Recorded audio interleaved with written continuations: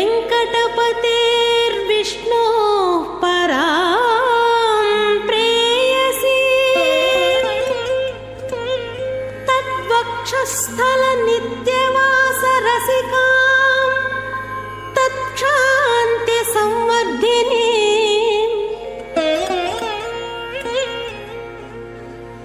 पद्मालङ्कृतपाणिपल्लवयुगां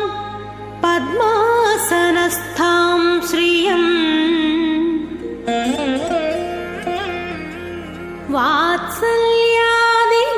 वात्सल्यादिगुणोज्ज्वलां भगवती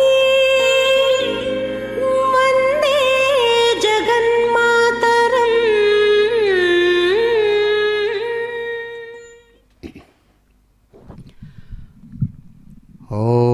ఓం నమో పద్మావతీ దేవ్యై నమో నమః. శుభోదయం. శుభాన్ని అందించేటువంటి చక్కని శ్రీ క్రోధీనామ సంవత్సరం ఉత్తరాయణం గ్రీష్మ ఋతువు కృష్ణపక్షంతో కూడినటువంటి చక్కని షష్ఠీ తిథిపూర్వకంగా సాగుతున్నటువంటి బృహస్పతి వారం. అదిగో అమ్మవారు తమ యొక్క అద్భుతమైనటువంటి తిరుచ్చుకనూరు పద్మకాసార తీరస్థమైనటువంటి గర్భాలయ సమీపంలో చక్కని తిరు కళ్యాణ మండపంలో తమ నిత్య తిరు కళ్యాణోత్సవ విశేషాన్ని నిర్వహించుకుంటూ ఉండేటువంటి చక్కని శుభంకరమైనటువంటి క్షణాలు, భక్తులకు మంగళాలను శుభాలను అందించేటువంటి ఆ చక్కని క్షణాలు ఇవి. కళ్యాణీ కమలే కాంతే కళ్యాణపురనాయికే కారుణ్యకల్పలతికే పద్మావతి నమోస్తుతే.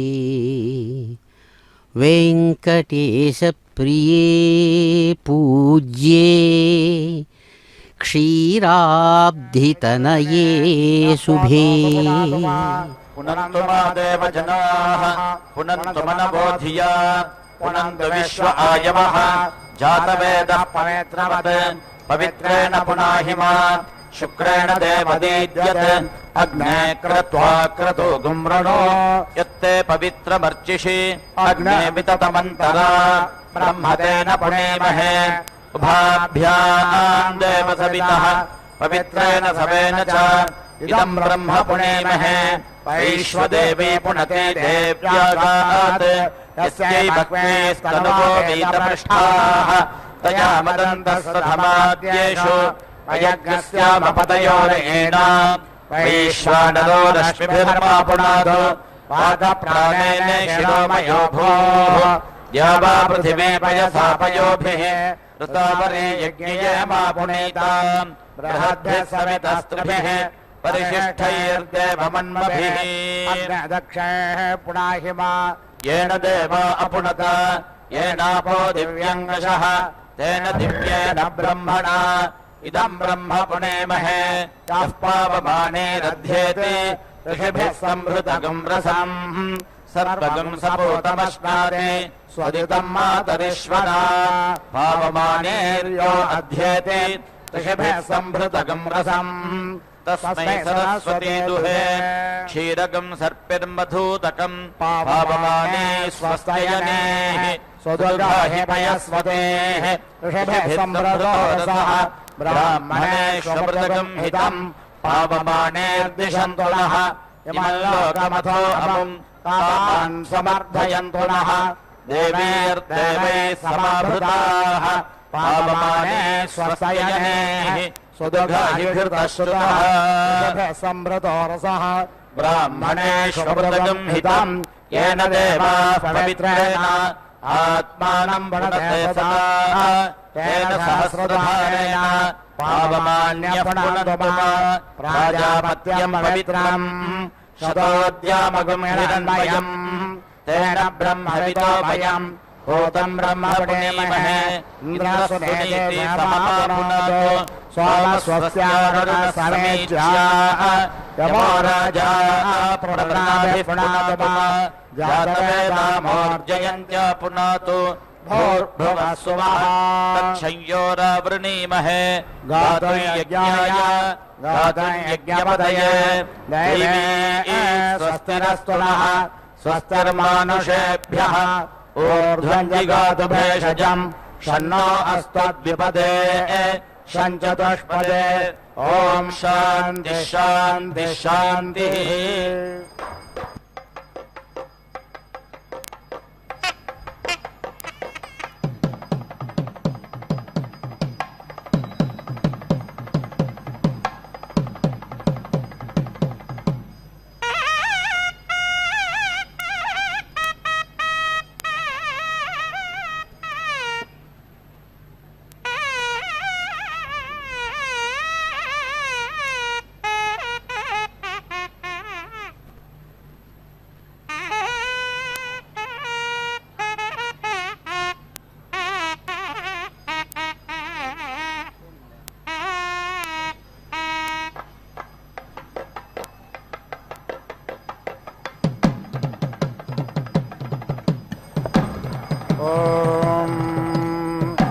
यशते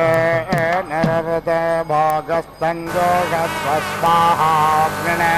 त्रेभ्यो देवेभ्यः पुनः सद्भ्यः स्वाहा यमने त्रेभ्यो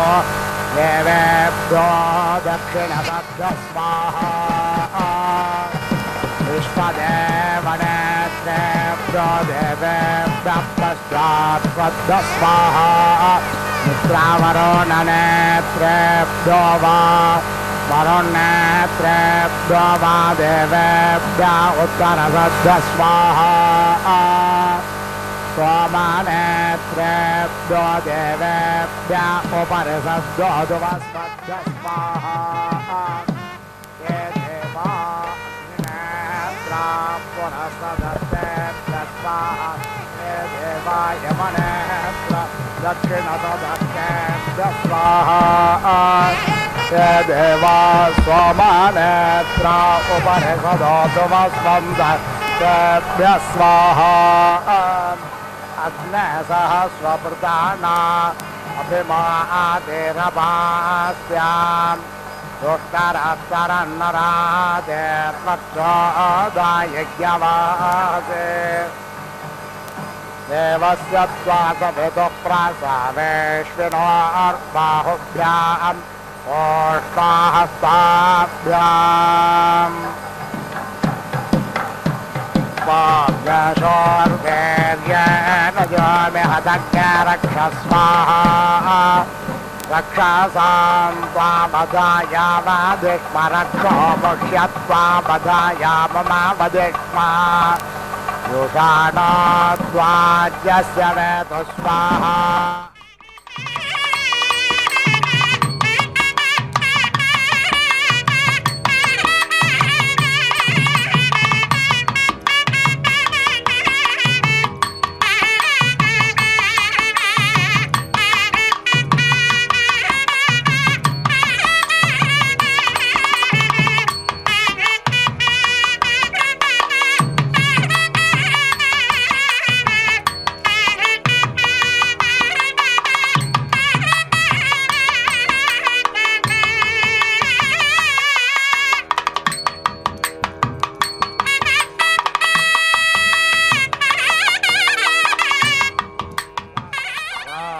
ममुष्मैः देहे अर्थे दस्थराकृदाराष्ट्रं मे दत्त स्वाहार्थे दस्थराकृदाराष्ट्रममुष्मैः दत्ताम् ओजस्वते स्थराकृदाराष्ट्रं मे दत्त स्वाहोजस्वते स्थराकृदाराष्ट्रममुष्मैः दत्ताम् आपः परिवाहिने स्थराकृदाराष्ट्रं मे दत्त स्वाहापः परिवाहिने स्थराकृदाराष्ट्रममुष्मैः राष्ट्रममुष्मे दत्ता अपां पदेरसि राष्ट्रदाराष्ट्रं मे देहि स्वाहा पां पदेरसि राष्ट्रममुष्मे देहि अपां गर्भोऽसि राष्ट्रदाराष्ट्रं मे देहि स्वाहा पां गर्भोऽसि राष्ट्रदाराष्ट्रममुष्मे देहि सूर्यवर्चसस्थराष्ट्रदाराष्ट्रं मे दत्त स्वाहा सूर्यवर्चसस्थराष्ट्रदाराष्ट्रममुष्मे दत्ता सूर्यत्वचस्थराष्ट्रदाराष्ट्रं मे दत्त स्वाहा सूर्यत्वचस्थराष्ट्रदाराष्ट्रममुष्मे दत्ता प्रजाक्षितस्थराष्ट्रदाराष्ट्रं मे दत्त स्वाहा प्रजाक्षितस्थराष्ट्रदाराष्ट्रममुष्मे दत्ता पाशास्थराष्ट्रदाराष्ट्रं मे दत्त स्वाहा पाशास्थराष्ट्रदाराष्ट्रममुष्मे दत्ता मान्धास्थराष्ट्रदाराष्ट्रं मे दत्त स्वाहा मान्धास्थराष्ट्रदाराष्ट्रममुष्मे दत्ता शक्वारे स्थराष्ट्रदाराष्ट्रं मे दत्त स्वाहा शक्वारे स्थराष्ट्रदाराष्ट्रममुष्मे दत्ता जनभृथस्तराष्ट्रदाराष्ट्रं मे दत्त स्वाहा जनभृथस्तराष्ट्रदाराष्ट्रममुष्मे दत्ता विश्वभृथस्तराष्ट्रदाराष्ट्रं मे दत्त स्वाहा विश्वभृथस्तराष्ट्रदाराष्ट्रममुष्मे दत्ता श्रेष्ठास्थराष्ट्रदाराष्ट्रं मे दत्त स्वाहा श्रेष्ठास्थराष्ट्रदाराष्ट्रममुष्मे दत्ता आपस्वाराज्यस्थराष्ट्रदाराष्ट्रममुष्मे दत्ता सम्मधो मधेर्मधो मदेभ्यः पृच्छन्तां महे क्षत्रियाय वन्दनाः अनाधृष्टा सेदत सहौजसा महे क्षत्रियाय दधतेः सविता त्वा प्रसवानाग् सुमतामग्निर्गृहपातेनाग् सोमो वनस्पतेनाम् बृहस्पतिर्वाच इन्द्रो ज्येष्ठ्याय रुद्रः पाशूनां मित्रस्वत्याय वरुणो धर्मापतेनाम् इमं देवा असपत्नज्ञसोमध्वं महते क्षत्राय महते ज्येष्ठ्याय ये मामुष्या पुत्रममुष्या पुत्रमस्ये विषे एष वः परमो राजेश वः पञ्चाला राजा सोमोऽस्माकं ब्राह्मणानाग्रराजा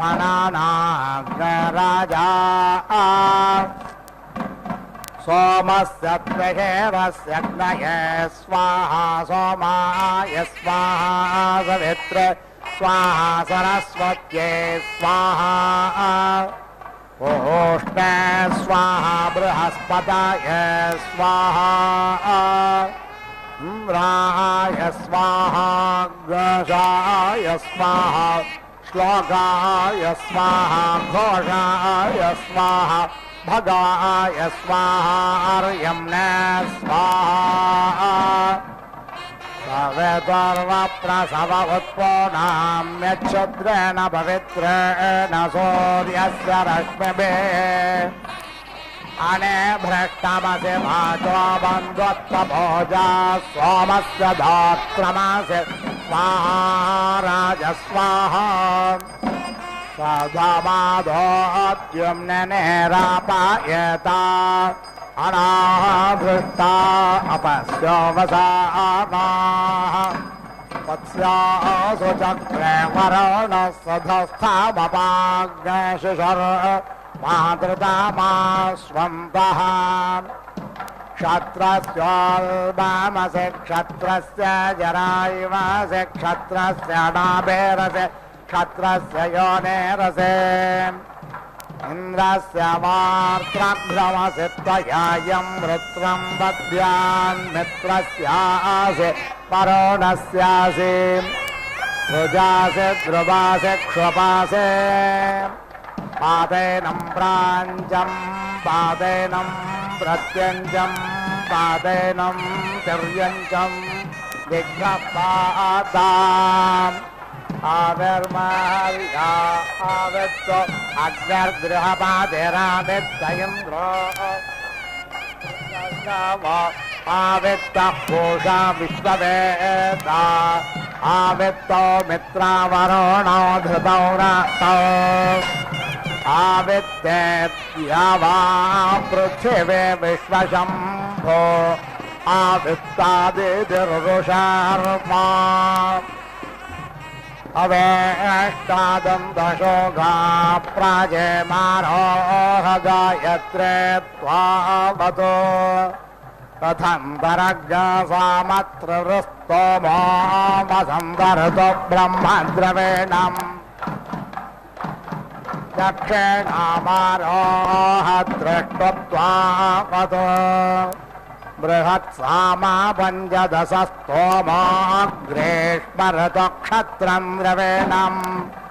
प्रदेचे मारोह जगते त्वावतो वैरूपज्ञसामा सप्तदशस्तोमा वर्षारतुर्विद्रवेणम् देचे मारोहानुष्टुप्त्वावतो वैराजज्ञसामैकविज्ञसस्तोम शरधृत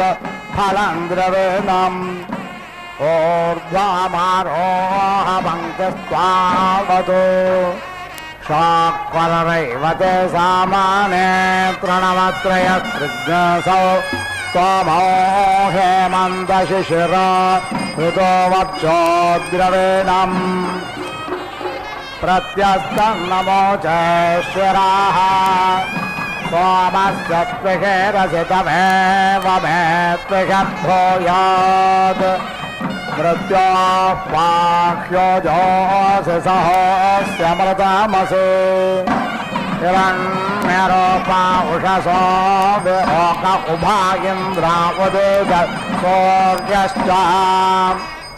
आरोहतं वरुणमित्रगर्तं ततश्चक्षधामदिदिन्दिदिं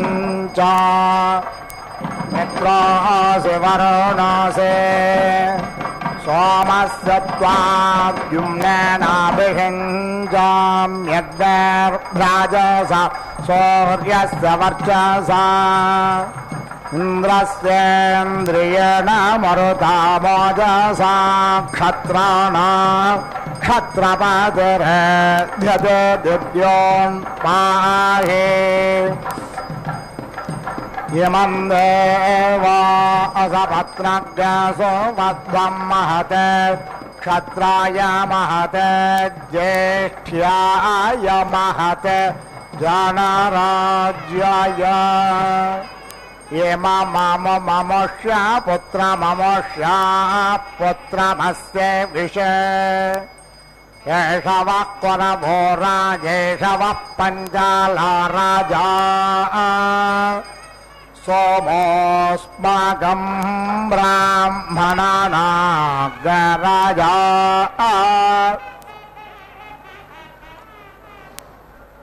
प्रपर्वादस्य वृषभस्य पृष्ठान्नावश्चरन्ति स्वसि च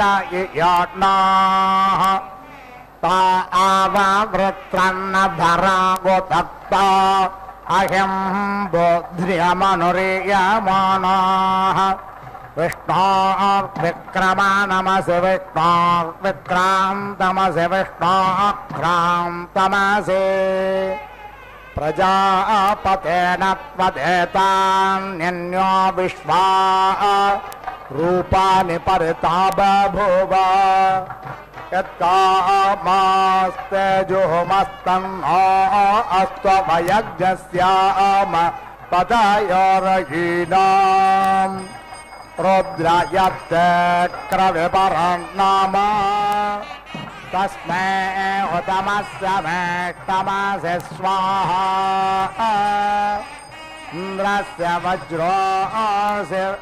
मित्रावरुणयोस्त्वा प्रशास्त्वा प्रसिषायुनज्मे अव्याधाये त्वा स्वधाये त्वा ऋतफल्गो नः मरुताम्रसवेन जयापाममनसा समिन्द्रियेण माता इन्द्रते वयं दोर्वाशालयुक्तासो अब्रह्मता विदसामा तिष्ठारथमधियद्वज्रहस्तारश्मिन् एवैवसेष्वश्वान् अग्नये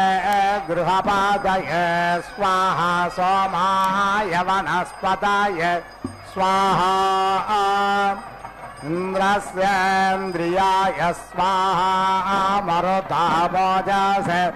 स्वाहा पृथिवीमातर्मामाहिग्गसेर्मो अहं त्वाम् अग्गशस्योजषत्वसोरन्तरिक्षसद्धोता वेदिषदतोधर्दुराणसत् ऋषद्वारसधृतसद्यो ओमसदब्जा गोजाऋतजा अद्रिजाऋतं बृहत् यया तस्यायोरस्यायोर्मेदेहि युङ्गासि वर्चो मेदेये ऊर्जस्योर्जम्मये देहेन्द्रस्य वां बाहो वीर्यकृता उपावाहरामे स्योनासे सुषदासे क्षत्रस्य योनिरसे स्योनामासे दशुषधामासे दक्षत्रस्य योनिमासे निशासादधृतौ वरुणस्या साम्राज्याय सुक्रतोः अभिभोरश्च नामेतास्ते पञ्चदिशः कल्पन्ताम् ब्रह्मज्ञस्त्वं ब्रह्मासे सवितासे सत्यप्रसवो वरुणोऽसि सत्यौजाः इन्द्रोऽसि विशोजा रुद्रोऽसि सुषेवाः प्रियङ्करश्रेयस्कर भूयस्करः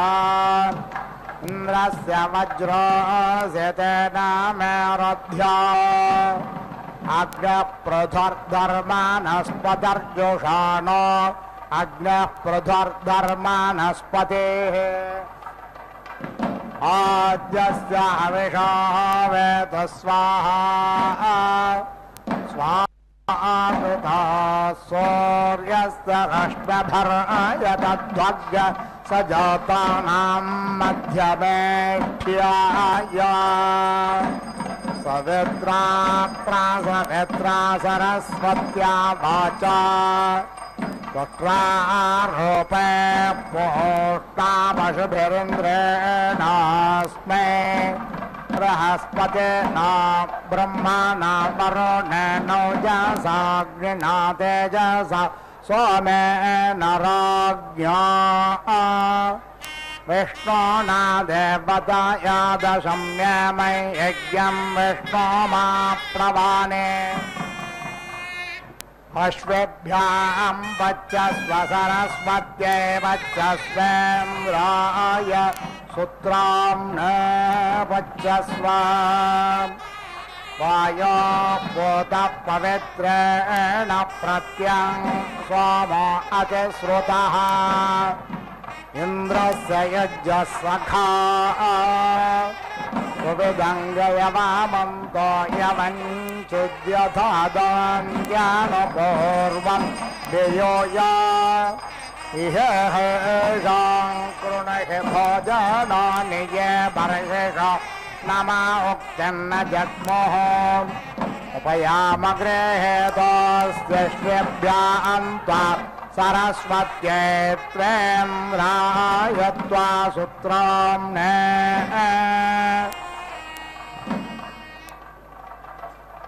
युवज्ञासुरामामश्विना नमोचा असुरे स च विपिपानासो भस्पते इन्द्रं गर्भस्वापतम् पुत्रमेव पितरा अश्विनो भेन्द्रवधः काव्यैर्दशनाभिः तत्स्वरामं व्यपेवश्चजेभ्यः सरस्वते त्वा मघवन्नभिष्टग जाडः प्रथमं मनस्तत्त्वाय सविताभियाः अग्नार्जातर्निजाय पृथिव्या अध्या भारत युक्तेन मनसा वयं देवस्य सवितः सवे स्वर्गे यशक्त्या युक्त्वाय सविता देवान् स्वार्यतो धिया दिवम् बृहज्योतिः करिष्यतः सविता प्रसोवादितान् युञ्जते मना उत युञ्जते धियो विप्रा विप्रस्य बृहतो विपश्चिताः विहोत्रा दधेवयुना विदेकयन्महि देवस्य सवितुः परिष्टुतिः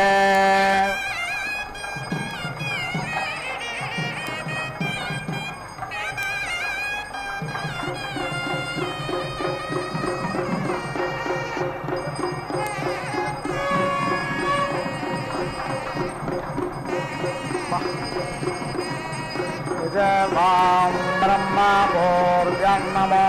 धर्मिश्लोकयेतो पथ्येव सूरे शृण्वन्तविश्वे अमृतस्य पुत्रा ये धामानि दिव्यानि तत्थुः यस्य प्रयाणमन्वन्ययद्ययोर्देवा देवस्य महिमा नमोजसा तः पार्थिवानि विममे स एतसो रजाग्निदेवस्य पितामहित्वना देवासवेद प्रसोव यज्ञं प्रसोव यज्ञपतिं भगाय दिव्यो गन्धर्वः तपोः न पुनातु वाचन्नस्पदतु इमन्नो देवसवितर्यज्ञं प्रणय देवो यज्ञ सखिविदग्ध सत्राजितं धनजितज्ञ स्वर्जितम् प्रजास्तोमज्ञ समर्थय गायत्रेण रथन्तरं बृहद्गायत्र वर्तने स्वाहा देवस्य त्वा सवितुः प्रासावेष्विनोर्बाहुभ्यां पोष्णाहस्ताभ्याम् आददेवायत्र न छन्दसाङ्गिरस्मत्पृथिव्या सदत्थादग्निं पुरेयमङ्गिरस्वदाभरा त्रैष्टोभनच्छन्दसाङ्गिरस्वत् अभ्रिरसि नार्यसि त्वया वयमग्निज्ञसाघमखने त्वम् सधस्थ आजाग्रतेन छन्दसाङ्गिरस्वत् हस्ता आदाय सविता बिभ्रदभृगैरन्यये अग्निर्जाधर्निचाय पृथिव्या अध्याभारदानुस्तभेन छन्दसाङ्गिरस्वत् प्रतोर्तम् जन्मार्द्रवरेक्षामनोसम्पतम् दिविते जन्म परममन्तरिक्षे तवनाभिपृथिव्यामधियो निरुत इन्द्राधारासाभैवमस्मे यामे मृषन् वसो अग्न्यम्भरं दमस्मयुम् योगे योगे तवस्तारं वाजे वाजे हवामहे सखाय इन्द्रमूतये प्रतोर्वन्नेह्यवक्रामन्नसस्ते रुद्रस्य गानपत्यं मयो भोरेः कुर्वन्तरिक्षं मे स्वस्ति गौयोतिरभ यानि कृण्वन् भोष्णा सयुजा सह पृथिव्या सदस्थादग्न्यं वरेह्य मङ्गिरस्वदाभरा अग्निं वरेह्य मङ्गिरस्वदच्छे मोग्निं वरेह्य मङ्गिरस्वद्भविष्यामः अन्वग्निरुषसामग्रामख्यदन्वहान् प्रथमो जातवेदोः अनसौर्यस्य पुरुत्रा च रश्मेन नुद्यावाः पृथिवी आतादन्था आगत्यावाज्यध्वानग् सर्वामृधो निदोनुत अग्न्यग्सधस्थ महत् चक्षुषा निचेकेशते आक्रम्य वाजन् पृथिवीमग्निमिच्च रुचा त्वम् भूभृत्वाय नो ब्रूहि यतः खडे मतं वयम् द्योस्ते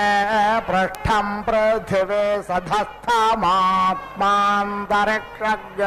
समुद्रो योनिः वीक्षाय चक्षुषा त्वमभितिष्ठपृतन्यतः उत्क्राममहते सौभागायास्मादास्थानां द्रविणोदावाजिन् वयज्ञस्यामसो मतौ पृथिव्या अग्निं खनन्त उपस्थे अस्याः उदक्रमे द्रविणोदावाज्यर्वाकस्वलोकज्ञ सुकृतं पृथिव्याम् ततः खनेमसु प्रदेशमग्निज्ञस्फोरुहाणा अधिनाकामुत्तमम् आत्वा जघर्मि मनसा घृतेन प्रतिक्षयन्तं भुवनानि विष्मा प्रथुन्ते रश्चावयसा बृहन्तं व्यचेष्टमन्मे प्रभसन्दृशानम् अविश्वतः प्रत्यञ्चं जघर्म्य रक्षसा मनसा तज्जोषेत मर्यश्रे स्पृहयत्वर्णो अग्निर्नाभिमृशे तन्वाजर्भोराणः परिवाजापदे कविरग्निर्हव्यान्यक्रमेत् दधद्रत्राणि दासुषे परित्वाग्ने पुरं वयं विप्रज्ञसहस्य धीमहे दृषद्वार्णं दिवे दिवे भेत्तारं भङ्गुरवताम् त्वमग्नेभ्यस्तमासु सूक्षनिस्त्वमद्य त्वमश्मानस्परे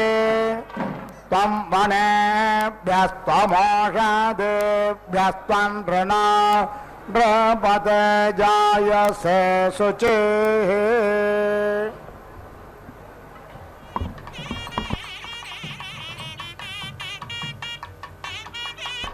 ॐ युञ्जानः प्रथमं मनः तत्त्वाय सविता धियः अग्निं ज्योतिः निचाय्येति निचाय्य पृथिव्याः अधि एति अभरत् युक्त्वाय मनसा देवान् सुवः यतः धिया दिवं बृहत् ज्योतिः करिष्यतः सविता प्रेति सुवातीतान्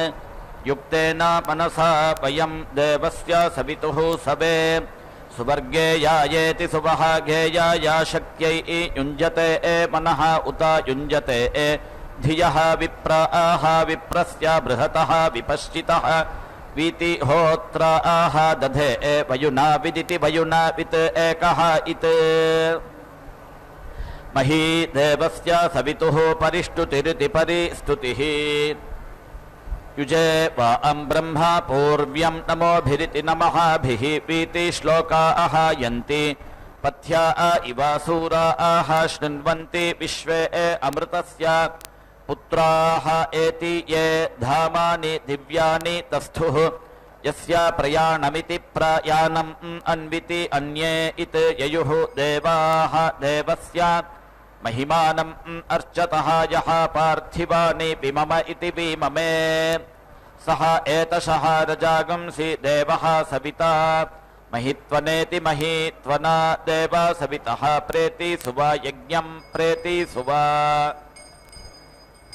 यज्ञपतिमिति यज्ञापतिं भगाय दिव्यः गन्धर्वः केतपूरिति केतापूः केतं नः पुनातु वाचः पतिः वाचम् अद्य सुदाति नः इमं नः देवा सवितः यज्ञं प्रेति सुवा देवायुवमिति देवायुवं सखिविदमिति सखिविदं सत्राजितमिति सत्राजितं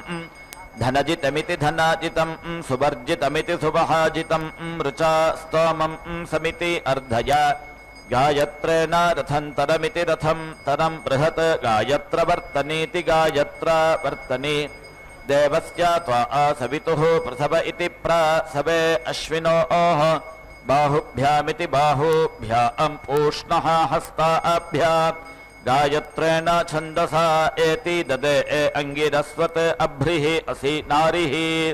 असि पृथिव्याः सधस्थातिति सधा स्थात् अग्निं पुरीष्यम् अङ्गिरस्वत् एति भर त्रैष्टुभेन त्वा छन्दसा एति ददे अङ्गिरस्वत् बभ्रिः असि नारिः असि त्वया वयम् सधस्थ इति सधास्थे एति अग्निं शकेम खलितुम् पुरीष्यम् जागतेन त्वा छन्दसा एति ददे अङ्गिरस्वत् हस्ते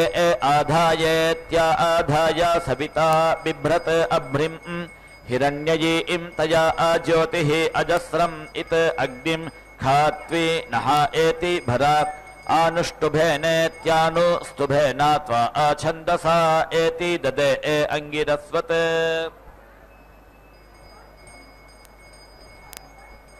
इमाम् अगृह्णन् रशनां ततस्य पूर्वे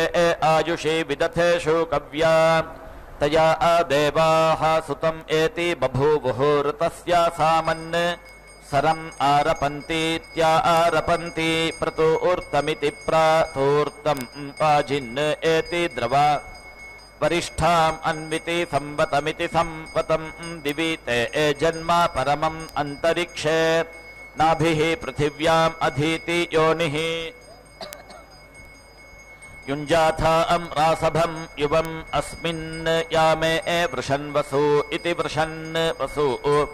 अग्निम् भरन्तम् अस्मयुमित्यस्मायुम् योगे योग इति योगे योगे तवस्तरमिति तवः तरम् वाजे वाज इति वाजे वाजे हवामहे सखायः इन्द्रम् ऊतये प्रतूर्वन्निति प्रातूर्वन् एति इहि अवक्रामन्नित्यवाक्रामन् अशस्तीः रुद्रस्य गाणपत्यादिति गाणपत्यात् मयो भूरिति मयः भूः एति इहि उरु अन्तरिक्षम् अन्विति इहि स्वस्ति गव्यूतिरिति स्वस्ति गव्यूतिः अभयानि कृण्वन् पूष्णा सयुजेति सायुजा सह पृथिव्याः सधस्थादिति सधा स्थात् अग्निम् पुरीष्यम् अङ्गिरस्वत् अच्छा इहि अग्निं पुरीष्यम् अंगिरस्वत् अच्छा इमः अग्निं पुरीष्यम् अंगिरस्वत् भरिष्यामः अग्निं पुरीष्यम् अंगिरस्वत् भरामः अन्विति अग्निः उषसाम् अग्रम् अख्यत् अन्विति अहानि प्रथमः जातवेदा इति जाता वेदाः अन्विति सूर्यस्य पुरुत्रेति पुरुत्रेति पुरुत्रा च रश्मीन् एति द्यावा पृथिवी अन्विति द्यावा पृथिवी इति द्यावा पृथिवी एति तथा न आगत्येत्या आगत्य वाजी अध्वनः सर्वाः मृधः वीति धूनुते अग्निं सधस्थ इति सधास्थे महति चक्षुषा नीति चिकीषते आक्रम्येत्या आक्रम्य वाजिन् पृथिवीम् अग्निम् इच्छा रुचा त्वं भूम्या वृत्वाया नः ब्रूहि यतः खनामातं वयं द्यौः ते पृष्ठम् पृथिवी सधस्थमिति सधास्थम् आत्मा अन्तरिक्षम् समुद्रः ते योनिः विख्यायेति वीख्याय चक्षुषा त्वम् अभीति तिष्ठा पृतन्यतः उदिति ग्राम महते सौभगाय अस्मात् आस्थानादित्या आस्थानात् द्रविणोदा इति द्रविणः दाः वाजिन् वयं स्याम सुमताविति सोमतौ पृथिव्याः अग्निं खनिष्यन्तः उपस्थ इत्युपास्थे अस्याः उदिति अक्रमीत् द्रविणोदा इति द्रविणः दाः वाजी अर्वा अकः सः लोकम् सुकृतमिति सुकृतम् पृथिव्याः ततः खनेम सुप्रतीकमिति सुप्रतीकम् अग्निम् सुबहारुहानाः अधीति नाके उत्तम इत्युत तमे अपः देवीः उपेति सृजा मधुमतीरिति मधुमतीः अयक्ष्माया प्रजाभ्य इति प्राजाभ्यः तासां स्थानात् उदिति जिहताम् ओषधयः सुपिप्पला इति सुपिप्पलाः जिघर्मि अग्निं मनसा घृतेन प्रतीक्ष्यन्तमिति प्रतीक्ष्यन्तम् भुवनानि विश्वा पृथुं तिरश्चा वयसा बृहन्तम् यतिष्ठम् अन्नम् रभसं विदानम् एति त्वा जिघर्मि वतसा घृतेन अरक्षसा मनसा तत् जुषस्व पर्यश्रीरिति मर्या श्रीः स्पृहयद्वर्ण इति स्पृहयत् वर्णः अग्निः न अभिमृश इत्यभिमृशे तनुवा आजरहृषाणः परीति वाजपतिरिति वाजापतिः कविः अग्निः हव्यानि अक्रमीत् दधत् रत्नानि दाशुषे परीति त्वा अग्ने पुरं वयं विप्रं सहस्या धीमहि धृषद्वर्णमिति धृषत् वर्णम् दिवे दिव इति दिवे दिवे भेत्तारं भङ्गुरावत इति भङ्गुरावतः त्वम् अग्ने एजुभिरिति द्युभिः त्वम् आशुषुक्षनिः त्वम् अद्भ्य इत्यतभ्यः त्वम् अश्मनः परि त्वम् वनेभ्यः त्वम् ఓషధీభ్య ఇత్యోషధీభ్య. అండ్ ఎలా మనం రీప్లేస్ చేసుకోవాలో కూడా ఈ వీడియోలో అయితే డిస్కస్ చేసాం. ఓం నమో భగవతే వాసుదేవాయ.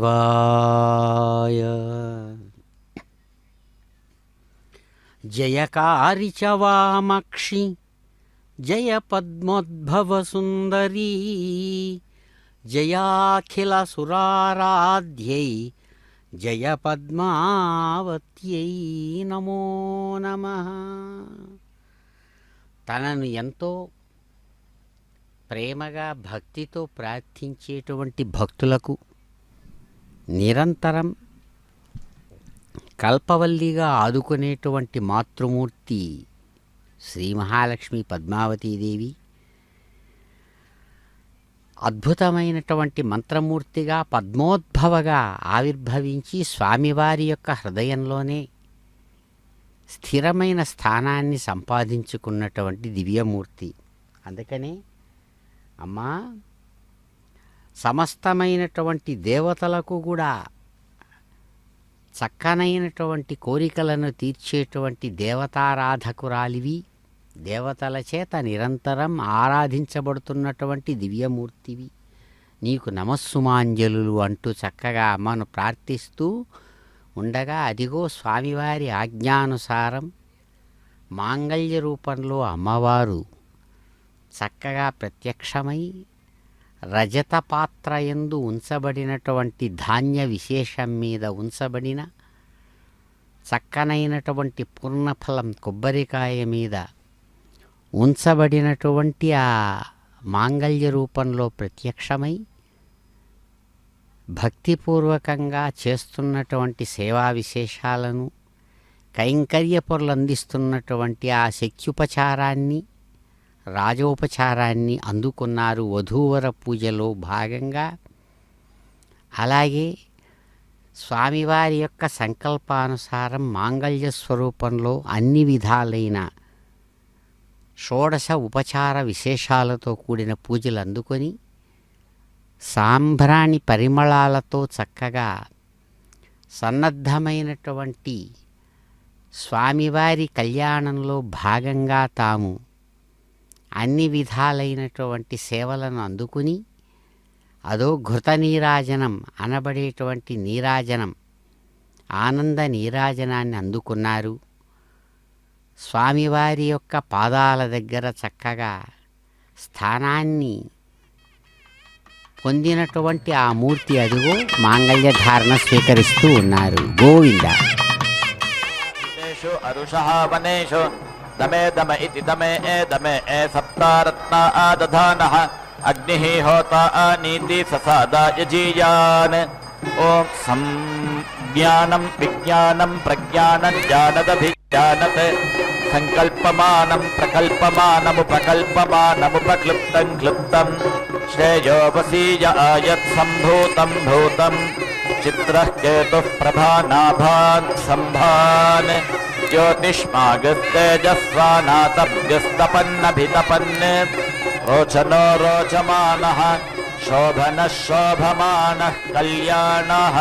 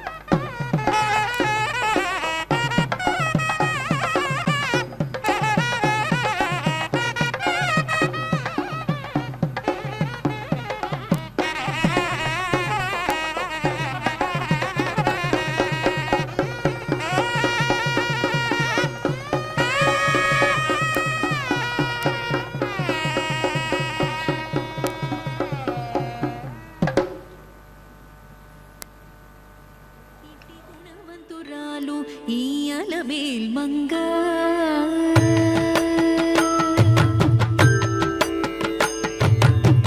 గుట్టుకలదానికి కోరికే ఫలించును. ఇట్టి గుణవంతురాలు ఈ అలమేల్ మంగ గుట్టుకలదానికి కోరికే ఫలించును. ఇట్టి గుణవంతురాలు ఈ అలమేల్ మంగ గుట్టుకలదానికి